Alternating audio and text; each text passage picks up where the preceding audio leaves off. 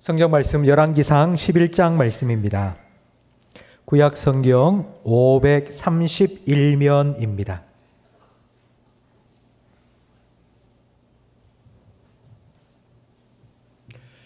열왕기상 11장 1절부터 8절까지 저와 성도님들 한 절씩 번갈아 가며 읽겠습니다.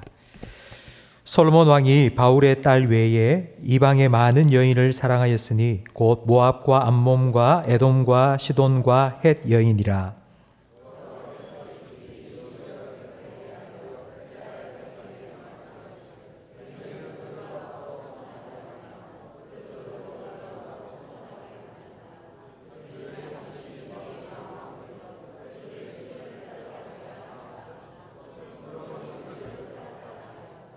왕은 후궁이 700명이요 첩이 300명이라. 그의 여인들이 왕의 마음을 돌아서게 하였더라.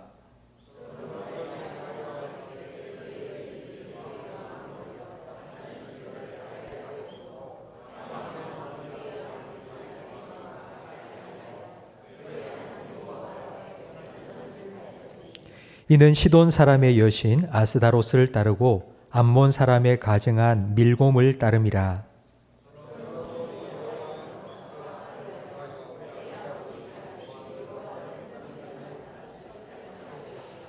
모압에 가증한 그모스를 위하여 예루살렘 앞 산에 산당을 지었고 또 암몬 자손에 가증한 몰록을 위하여 그와 같이 하였으며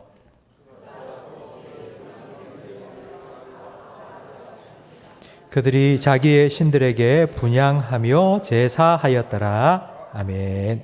이번 연휴는 6일 동안이나 돼가지고 이 참 길어서 좋긴 좋은데 너무 길어서 좀 따분하다 싶은 생각도 들지 않습니까? 길면은 뭘 해야 될지 잘 모를 때가 많이 있습니다. 노는 것도. 근데 참 요번에는 항저우 아시안 게임이 딱 겹쳐져 가지고 제가 얼마나 재밌게, 여러분 보시죠? 펜싱도 탁구도 수영도 진짜 손에 땀을 쥐게 하는 그런 승부가, 명승부가 펼쳐졌습니다. 그중에 가장 관심이 많은 경기가 축구겠죠? 오늘 저녁에 9시인가 개최국 중국하고 8강 경기를 앞두고 있습니다. 우리나라 축구의 전환점이 된 때가 바로 2002년 한일 월드컵입니다.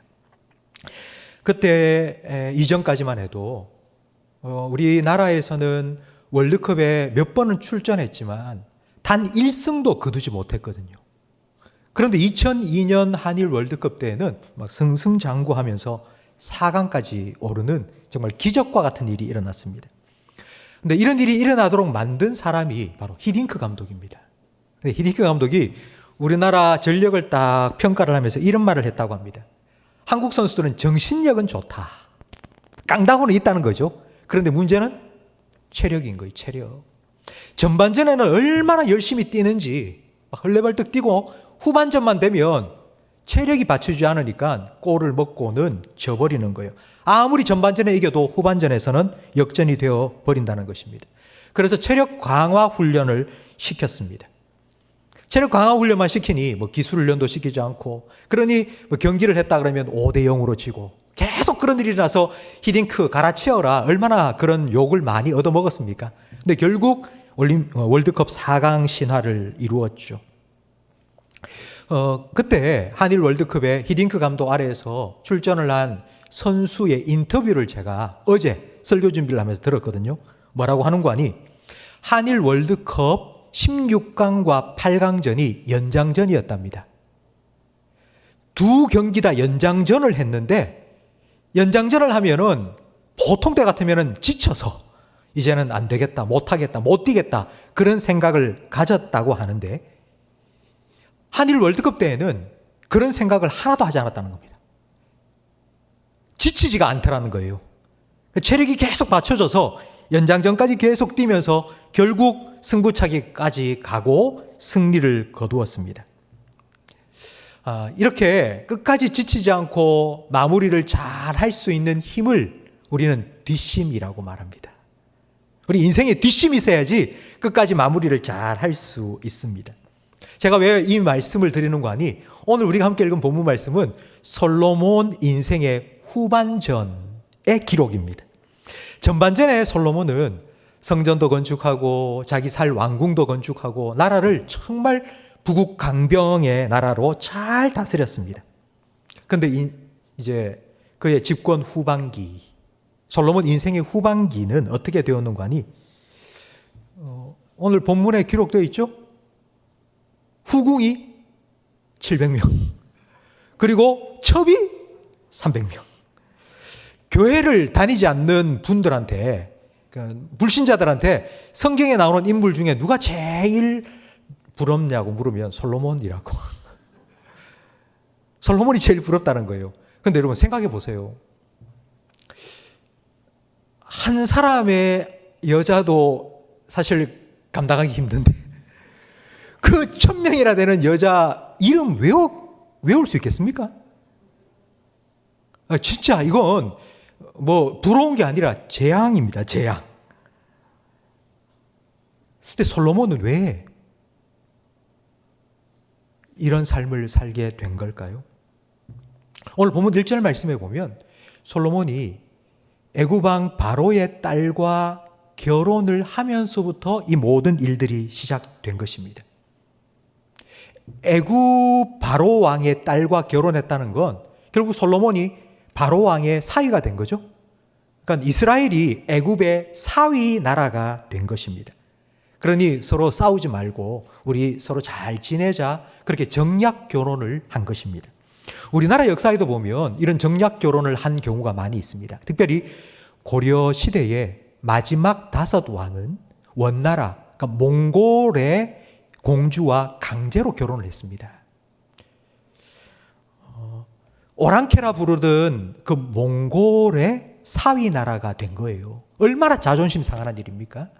그런데 고려가 너무 힘이 없다 보니 어쩔 수 없이 원나라의 사위 나라가 되어서 우리 좀 봐달라고, 우리 좀 살려달라고 그렇게 정략 결혼을 맺을 수밖에 없었습니다. 여러분, 솔로몬은 그런 필요가 있었을까요? 없었을까요? 솔로몬은 그런 필요가 없습니다. 하나님께서 복 주셨잖아요. 부귀영화 주셨잖아요. 솔로몬의 지혜로 나라가 정말 강해지지 않았습니까? 굳이 다른 나라 공주와 결혼을 해서 우리나라 좀 지켜달라고, 우리나라 쳐들어오지 말라고 이렇게 할 필요가 없었습니다. 뿐만 아니라 오늘 본문 2절에 보면 하나님께서는 이방 여인들과 결혼을 금지하셨습니다. 이방 여인과 결혼하지 마라. 이방 여인들이 우상 가지고 와서 우상 숭배하도록 만들 거니까 절대로 이방 여인들과는 결혼하지 마라 명령하셨습니다. 솔로몬은 이방 나라 여인들과 결혼할 필요도 없었고 결혼해서도 안 되었습니다.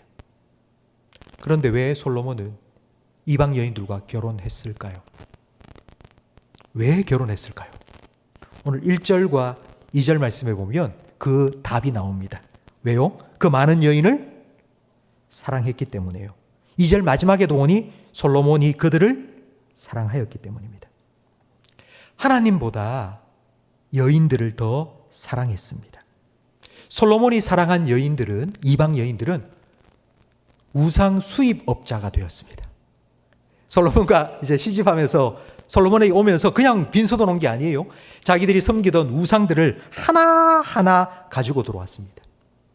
그리고는 솔로몬에게 이렇게 말합니다. 여보, 나 사랑하지? 내가 시집 오기 전에 섬겼던 우리나라 신이 있는데 그 신을 위해서 예배 드릴 수 있도록 신당이 필요해. 좀 만들어줘. 그래서 여기저기 신당들을 만들기 시작했는데요. 오늘 본 7절과 8절 말씀을 함께 읽어보겠습니다. 모압에 가증한 그모스를 위하여 예루살렘 앞 산에 산당을 지었고 또 암몬 자손에 가증한 몰록을 위하여 그와 같이 하였으며 그가 또 이방 여인들에 위하여 다 그와 같이 한지라. 그들이 자기의 신들에게 분향하며 제사하였더라. 솔로몬이 직접 우상 숭배를 한 것은 아닙니다. 그런데 자기 사랑하는 여인들이 우상 숭배를 하는 걸 그냥 내버려 둔 거예요. 이스라엘에서 우상 숭배하는 건 하나님께서 제거하라고 말씀하셨어요. 그런데 이방 여인들이 우상 숭배하는 걸 너무 사랑하니까, 그 여인들을 사랑하니까 우상 숭배하는 그 모든 것을 다 봐줬습니다. 하나님보다도 그들을 더 사랑했기 때문입니다. 그 결과 솔로몬은 하나님을 떠나게 되었습니다. 하나님으로부터 멀어졌고 하나님과 떠나버렸습니다. 솔로몬의 인생의 후반전의 실패는 솔로몬의 지혜가 사라졌기 때문이 아닙니다. 여전히 솔로몬은 똑똑했습니다. 지혜가 있었습니다. 하나님 주신 지혜는 그대로 있었는데 뭐가 문제인 거 아니? 솔로몬은 하나님 주신 말씀을 버린 것입니다. 세상 지식에는 능통했고 성경 말씀에는 먹통이 되어버렸습니다.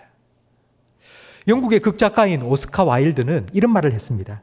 하나님 없는 교육은 똑똑한 악마를 만든다. 여러분, 이 말을 잘 생각해 보세요. 하나님이 없는 교육. 이렇게 살아라 저렇게 살아라 뭐 수학도 가르치고 영어도 가르치고 세상 살아가는 지식을 막 가르치지 않습니까? 그럼 결국 그건 똑똑한 악마를 만드는 거라고. 똑똑한 죄인을 만드는 겁니다. 지금 솔로몬은 아주 똑똑합니다. 그런데 그 똑똑한 지혜를 죄를 짓는데 적극적으로 활용하게 된 것입니다. 솔로몬 인생 후반전에 이런 실패는 우리에게 너무나도 큰 교훈을 줍니다. 솔로몬이 하나님의 은혜를 얼마나 많이 받았습니까? 하나님의 복을 너무 많이 받았습니다. 그래서 인생 초반에는 막 오르막길을 올라가면서 정상에 선 거예요. 세상 부러울 것이 없는 그런 삶을 살았습니다. 사실 우리가 인생 살아가면서 오르막길을 올라갈 때는 정말 앞뒤 좌우 돌아보지도 않고 최선을 다하여 살아갑니다. 그런데 무언가 이루었다 싶은 그때부터는 이제 내리막길로 내려오는데요. 내려오면서는 막 신나게 이제 내가 이만큼 이루었으니까 이제는 내가 좀 멋지게 한번 살아보자 그러면서 막 슉 내려갑니다. 여러분, 전반전보다 후반전을 더 조심해야 합니다. 후반전을 우리가 조심조심 내려오기 위해서는요, 가끔 브레이크를 좀 잡아줘야 됩니다. 그냥 신나게 쭉 내려가지 말고 좀 천천히 브레이크를 잡고 좀 뒤도 보고 옆도 보고 그렇게 조심조심 내려와야 합니다. 우리가 인생 살면서 인생의 후반전을 브레이크를 좀 한 번씩 잡아주면서 조심해서 내려온다는 말은 이런 의미입니다. 내가 이렇게 잘 살게 된 건 하나님의 은혜이지. 하나님께서 주신 은혜 때문에 내가 이렇게 살게 된 거야. 그러니 하나님, 앞으로도 내가 끝까지 이 은혜 안에 살아갈 수 있도록 하나님 내 삶을 지켜주세요.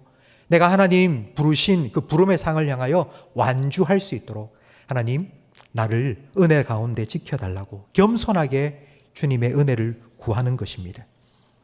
만약 솔로몬이 그냥 한 사람이었다면, 저와 여러분과 같은 평범한 한 사람이었다면 죄를 짓고 잘못을 해도 한 사람의 일탈로 끝나고 말았을 겁니다. 근데 솔로몬은 왕입니다.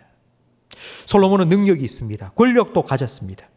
그렇기 때문에 솔로몬 한 사람의 실패는 개인의 실패로 끝나는 것이 아니라 전 나라 전 모든 백성의 고통으로 이어질 수밖에 없습니다.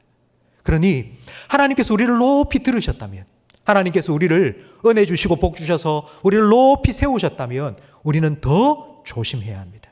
하나님의 은혜를 더 구해야 합니다.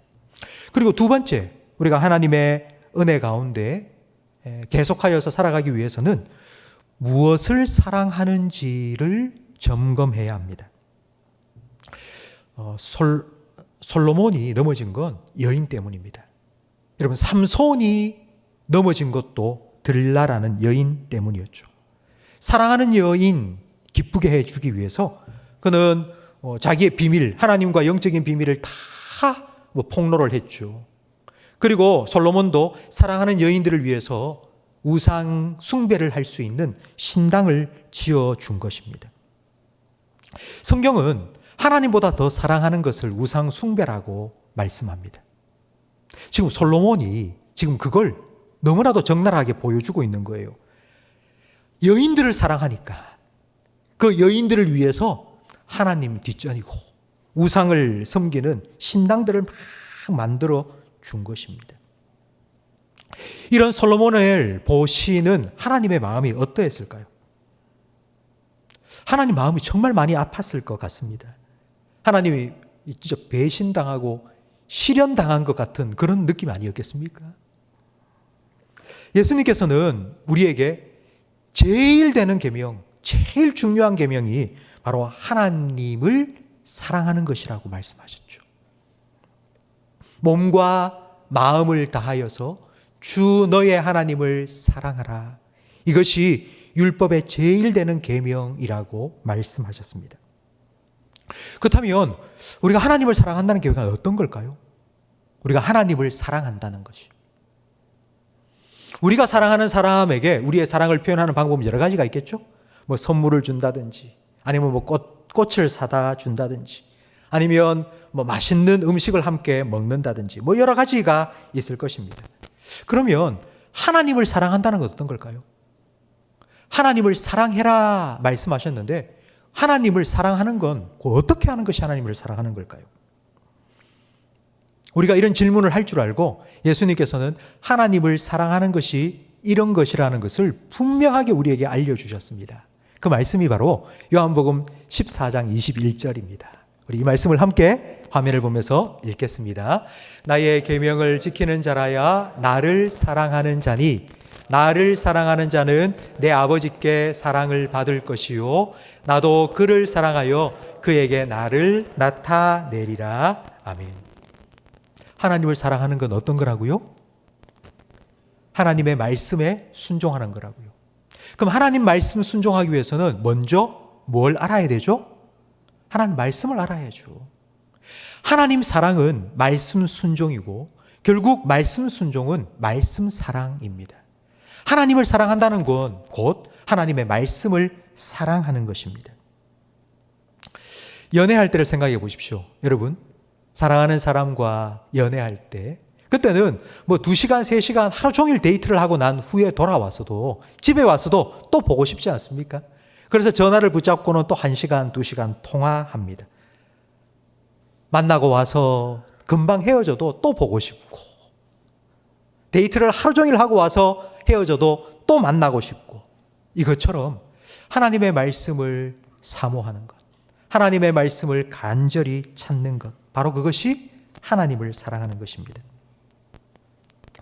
중국 문화혁명 이후에 중국은 종교 말살 정책을 펼쳤습니다. 종교는 아편이다. 종교는 헛된 희망을 품게 만드는 아편과 같은 것이기 때문에 종교를 다 말살시키자 해서 종교를 아예 없애버렸습니다.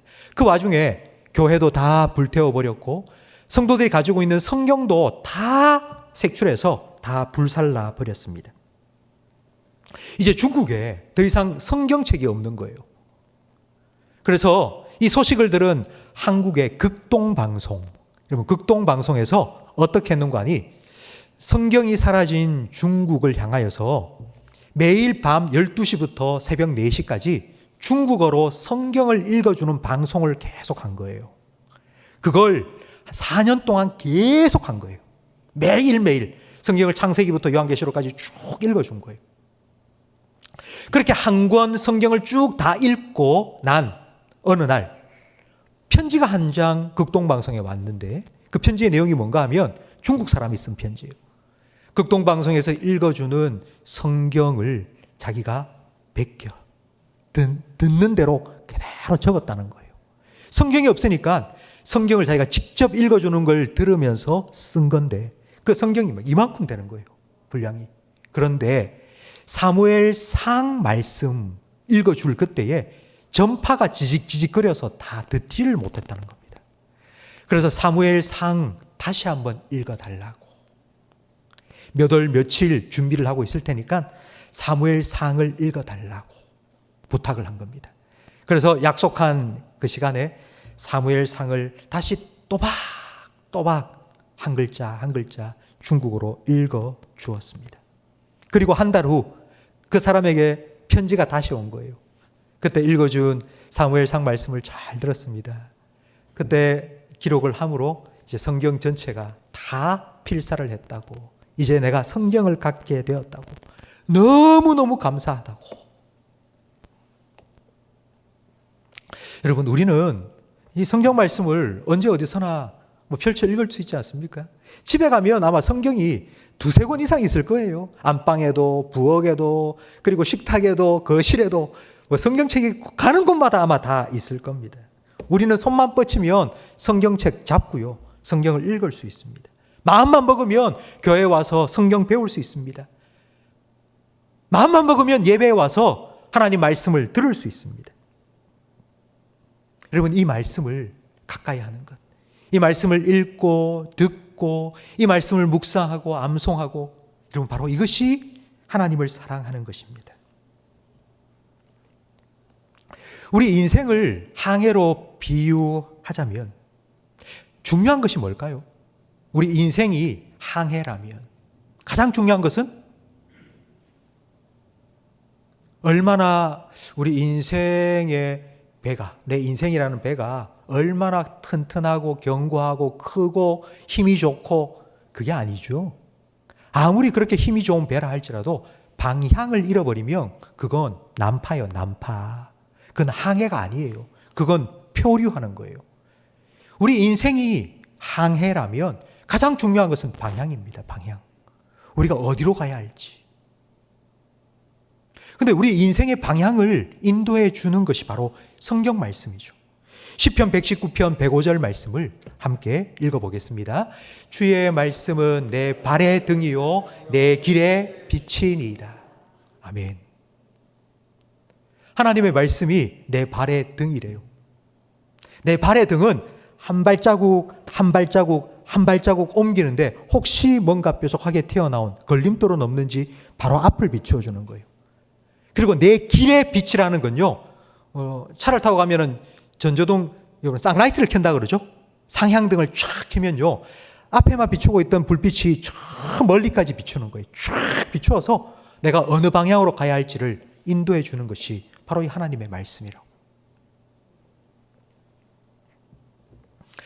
성도 여러분, 하나님의 말씀은 우리 인생의 방향타입니다. 우리의 인생을 하나님을 향한 경주라고 한다면요, 하나님께서는 그 인생의 경주, 믿음의 경주, 달려갈 길 마칠 그날까지, 그 순간까지 하나님의 말씀으로 우리의 걸음을 인도해 주시고 우리의 앞길을 비추어 주시며 인도해 주실 것입니다. 그래서 하나님께서는 나를 사랑하라고, 지혜를 사랑하라고. 솔로몬이 인생 말년에 쓴 잠언 보면요, 잠언에는 계속하여서 이런 고백이 나옵니다. 지혜를 사랑해라. 지혜를 사랑해라. 음녀를 멀리해라. 솔로몬은 아마 자기 인생에 너무나도 뼈아픈 교훈을 자기 아들들에게 남기기 위해서 잠언을 기록하지 않았겠습니까? 지혜가 부른다고, 지혜가 여기 있다고, 지혜를 사랑하라고, 지혜를 사랑하는 것이 생명나무라고 솔로몬은 그렇게 피를 토하듯이 우리 믿음의 후배들에게 말하고 있습니다. 성도 여러분, 하나님을 사랑하는 것은 하나님 말씀에 순종하는 것입니다. 하나님 말씀을 순종하기 위해서는 하나님 말씀을 사랑해야 합니다. 하나님을 사랑하면 하나님 말씀을 사랑하고요, 그 하나님의 말씀에 순종하면 하나님께서 우리의 걸음을 인도해 주실 것입니다. 여러분, 달려갈 길 마치고 주님 앞에 설 그날까지 여러분의 마음이, 여러분의 시선이 하나님을 향하기를 축복합니다. 그러기 위해서는 여러분 말씀 사랑하시고 말씀을 사모하시고 그 말씀에 귀 기울이시고 그 말씀을 따라가는 저와 여러분의 복된 삶이 되기를 주님의 이름으로 축원합니다.